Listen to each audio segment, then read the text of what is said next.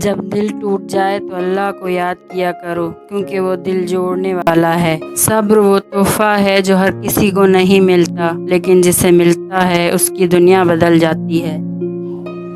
زندگی کا سکون کسی انسان میں نہیں بلکہ اللہ کے ذکر میں چھپا ہوتا ہے۔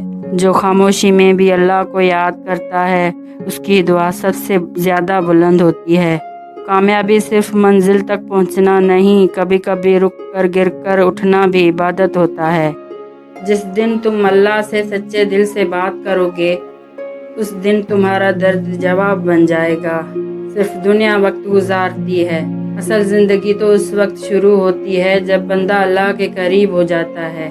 آنسوؤں سے بھیگی ہوئی دعا عرش تک جاتی ہے اور قبول بھی ہوتی ہے۔ اللہ چپ رہ کر بھی سب کچھ سنتا ہے، اس لیے ہر بات اس سے کہنی چاہیے۔ انسان کہتے ہیں صبر کرو